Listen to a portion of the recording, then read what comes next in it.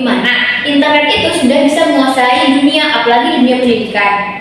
Modal internet dan HP aja kita udah bisa keliling-keliling dunia, cuma modal klik pakai jari aja udah bisa mengakses seluruh internet. Di mana semakin canggih perkembangan saat ini, selain dampak positifnya juga banyak dampak negatifnya. Nah, di sini kita akan membahas tentang keamanan digital dan etika penggunaan di dalam dunia pendidikan. Langsung aja, yuk!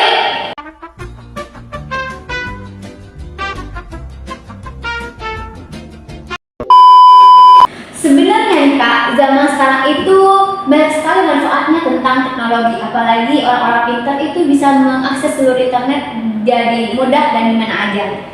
Tapi banyak juga sih orang tuh menyalahgunakannya sebagai hal negatif. Jadi seperti penyebaran hoax bisa terjadi di mana-mana. Sebenarnya apa aja sih ancaman di dalam dunia pendidikan itu? Nah, benar sekali apa yang disampaikan oleh Kak Alifan tadi, bahwasanya semakin berkembangnya zaman, maka teknologi juga akan semakin berkembang. Dan seiring berkembangnya teknologi, maka penggunanya juga akan semakin banyak. Jadi, walaupun penggunanya banyak, tidak menutup kemungkinan bahwa di dalam dunia teknologi itu tidak akan ada ancaman risiko dalam dunia pendidikan. Jadi kita harus tetap waspada tentang adanya risiko ancaman digital pada dunia pendidikan. Nah, meskipun transformasi digital ini menawarkan banyak sekali manfaat seperti akses pendidikan yang lebih luas dan efisien, tapi juga kita harus selalu waspada karena hal ini juga akan mendatangkan tantangan baru seperti ancaman cyber, termasuk pencurian data, kemudian ada informasi pribadi yang disalahgunakan. Berhubung dengan yang tadi nih, sebenarnya jenis-jenisnya itu apa aja sih Kak? Nah, jenis-jenis ancaman digital pada dunia pendidikan itu sebenarnya ada banyak ya, tapi mungkin aku akan menjelaskan sedikit aja, kayak web defacement, kemudian phishing, itu tuh dapat merusak reputasi atau bisa mencuri data. Kemudian ada interception, modification, fabrication. Nah, itu tuh dapat mengganggu akses atau memanipulasi data. Nah, kan udah dijelasin tuh apa jenis-jenisnya ya. Saya pernah dengar nih ya Kak, ada ancaman cyber security. Bener nggak sih? Apa saya salahnya? Itu ancaman cyber security itu apa sih? Nah, ancaman cyber itu seperti mencuri akses, kemudian merusak dan mengganggu sistem komputer. Itu contohnya seperti ransom, malware, phishing, terus yang terakhir social engineering. Wah, ternyata ada banyak juga ya Kak di baca-baca ancaman dari sisi juga. Oh iya, kita sebagai mahasiswa kan itu ya masuk ke akses web jurnal, tiba-tiba jadi situs judi online. Itu kenapa sih Kak? Nah, jadi kenapa setiap kita itu mengakses website jurnal, kita itu seringkali diarahkan ke situs judi online. Nah, itu ada 3 penyebabnya. Yang pertama itu karena keamanan, yang kedua itu adanya algoritma pencarian, dan yang terakhir itu ada perilaku penggunaannya di media sosial. Kayak gitu. Jadi ada yang lemahnya keamanan tuh ya. Nah, biasanya kan kalau orang-orang bikin kayak gitu kan langsung jadi power gitu kan. Nah, kenapa sih kok itu jadi lemah gitu? Jadi, lemahnya keamanan itu biasanya terjadi saat peretas itu menyerang website itu dengan memanfaatkan celah keamanan yang biasanya mereka itu menggunakan untuk menyebarkan malware atau mencuri data, dan bahkan bisa saja mereka itu juga melakukan aktivitas ilegal lainnya. Nah, biasanya lemahnya keamanan itu ya guys dipengaruhi karena perangkat lunaknya itu nggak diperbarui, terus juga kurangnya proteksi keamanan yang berlapis. Jadi para peretas dan hacker nggak jadi gampang dong buat meretas website jurnal buat diubah ke situs judi online kayak gitu. Nah, yang kedua itu adanya algoritma pencarian, di mana hal tersebut dapat memicu pemaparan hal-hal yang serupa. Nah, contohnya nih ya guys, kalau misal kita tuh ada penelitian tentang judi online gitu, kita kan pasti membutuhkan informasi yang sangat akurat, yang terpercaya, yang relevan lah ya. Nah, kita itu pasti bakal mencari sumber-sumber terpercaya di website kan. Nah, di situ secara tidak langsung algoritma pencarian bakalan membantu kita gitu. Bakal muncul terus-menerus gitu gitu ya Kak. Oh. Tapi nih ya, kalau misal kita sudah selesai tuh penelitiannya, kita kan sudah nggak bakalan nyari lagi. Ya udah nggak butuh kan. Iya. Jadi algoritma pencarian itu bakalan terus menerus memaparkan hal-hal yang serupa gitu. Oh, jadi kayak terkena penyakit virus kayak terus meskipun nggak mau dicari gitu ya? Iya Kak, betul seperti itu. Nah, dan yang terakhir itu karena disebabkan oleh perilaku penggunaan di media sosial. Nah, aku pernah baca nih di salah satu referensi. Ada media sosial yang sering kali memaparkan iklan judi online itu di YouTube dan di Facebook. Nah, tapi tidak menutup kemungkinan media sosial yang lainnya itu tidak memaparkan iklan promosi judi online gitu. Jadi kita sebagai pengguna media sosial harus bijak-bijak ya. Iya. Kayak banyak banget kan ya guys, kayak kita main game aja nih bisa langsung masuk ke web judi online atau iklan dari judi online kan. Itu wah ternyata udah banyak banget ya Kak. Iya, di Facebook itu kalau kita mau nonton video, kita kan terkadang diarahkan ke situs kan. Iya benar. Nah, Sering banget tuh kadang nggak mau pencet tapi kena pencet gitu. Gitu ya. Nah, kita kan tadi udah berkenalan nih dengan kayak iklan-iklan judi online mengapa, ada faktor-faktornya juga kan. Pasti ada cara untuk memperbaiki atau mencegahnya ya. Nah, itu dengan cara mencegahnya itu gimana sih?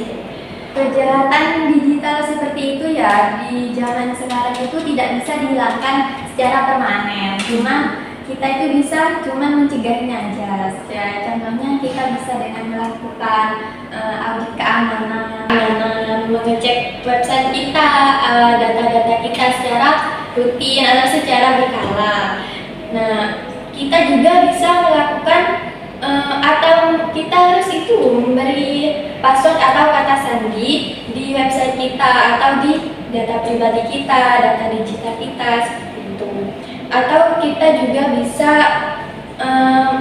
memberi akses ke orang-orang yang kita percayai aja. Jadi gak semua orang itu bisa masuk ke website kita atau ke data-data pribadi digital kita. Dari kejahatan digital tersebut itu kita juga bisa memasang antivirus yaitu firewall. Tahu gak firewall? Enggak, nih sebagai orang awam ya guys, nggak tahu nih apa itu. Jadi firewall itu tembok api. Ya, tembok api. Iya. Di mana? Kukira tembok cuma ada tembok Cina. Enggak ada loh. Temboknya berapi. Iya, temboknya berarti melindungi data-data kita gitu. Jadi temboknya kan di luar website, di luar dari data kita. Jadi temboknya itu melindungi. Oh, Apa sih? Antivirus gitu loh. Iya. Jadi kalau kita memasang itu ya bisa mencegah dari kejahatan-kejahatan digital itu. Ya misal kayak buat orang nggak bisa hack gitu kan istilahnya. Iya. Kita juga itu bisa semisal kan ada nih orang-orang awam, siswa-siswa yang belum mengerti apa-apa tapi dia main sosmed ya tuh. Jadi kita bisa memberi semacam pelatihan ke mereka, pelatihan di mana menggunakan media sosial digital dengan baik, dengan bijak. Iya, bagus banget nih guys. Apalagi buat kayak anak SD itu kan sekarang udah banyak ya yang pegang handphone gitu cuma main game, terus buka Google kayak ada banyak tuh kan di Google tuh kayak ada ya bantuan kayak aplikasi lainnya lah gitu. Itu bagus banget loh buat apalagi istilah tembok api aku baru kenal nih guys. Ya, firewall ya. Bener-bener ada tembok api. Coba ya, nanti kita cari dulu tembok api ini kayak apa. Aku juga penasaran nih tembok api kayak apa.